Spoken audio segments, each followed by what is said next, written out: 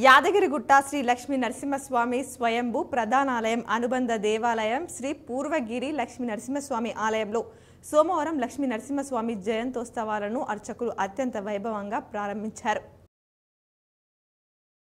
భారత క్రికెట్ దిగ్గజం ఎన్నికల ప్రచారకర్త సచిన్ టెండూల్కర్ ఓటు వేశారు. ముంబైలోని ఓ పోలింగ్ కేంద్రం వద్ద కుమారుడు అర్జున్ టెండూల్కర్తో కలిసి ఓటు హక్కు వినియోగించుకున్నారు. ఢిల్లీ మద్యం కేసులో బీఆర్ఎస్ ఎమ్మెల్సీ కవిత జ్యుడిషియల్ రిమాండ్ పొడిగించారు. సిబిఐ కేసులో జూన్ 3వ తేదీ వరకు కవిత రిమాండ్ను రౌస్ అవెన్యూ కోర్టు పొడిగించింది. ఈ మేరకు జడ్జి కావేరి బవేజా ఉత్తర్వులు జారీ చేశారు. ప్రభుత్వ ఉద్యోగ నియామకాలపై పచ్చి అబద్దాలాడుతున్న రేవంత్ సర్కార్పై బీఆర్ఎస్ వర్కింగ్ ప్రెసిడెంట్ కేటీఆర్ తీవ్ర విమర్శలు చేశారు. పెళ్లి కాలేదంట, సంసారం అయిపోయి పిల్లలు పుట్టిండ్రంట్రా అని కేటీఆర్ విమర్శించారు. కేసీఆర్ ఇచ్చిన ఉద్యోగాలను తాను ఇచ్చానని రేవంత్ అబద్ధపు ప్రచారం చేసుకుంటున్నారని కేటీఆర్ మండిపడ్డారు.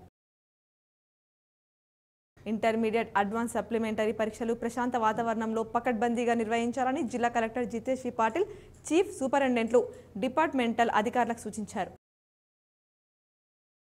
మంగళవారం వినాయక్ నగర్ విద్యుత్ ఉప కేంద్రంలో ప్రస్తుతం ఉన్న 8 MVA పవర్ ట్రాన్స్ఫార్మర్ స్థాయి 12.5 MVA పెంచడానికి నిజామాబాద్ పట్టణంలోని వినాయక్ నగర్ సబ్స్టేషన్ పరిధిలో ఈ కింద వివరాలు తెలిపిన విధంగా అంతరాయం ఏర్పడుతుంది.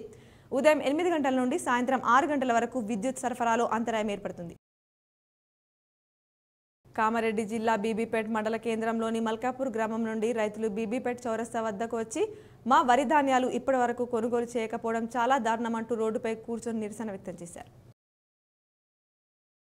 బెంగళూరు ఎలక్ట్రానిక్ సిటీ సమీపంలోని ఫామ్ హౌస్లో జరిగిన పార్టీలో డ్రగ్స్ MDA కొకైన్ గుర్తించిన పోలీసులు ఆంధ్ర బెంగళూరుకు చెందిన 100 మందికి పైగా పార్టీలో పాల్గొన్నట్టు సమాచారం. ఇరాన్ అధ్యక్షుడు ఇబ్రహీం రైసీ ప్రయాణించిన హెలికాప్టర్ ప్రమాద స్థలంలో పూర్తిగా కాలిపోయిందని, దురదృష్టవశాత్తు అందులోనే వారెవరూ ప్రాణాలతో ఉన్నట్లు అనిపించడం లేదని ఆ దేశ అధికారులు చెప్పినట్లు రాయిటర్స్ వార్తా సంస్థ తెలిపింది.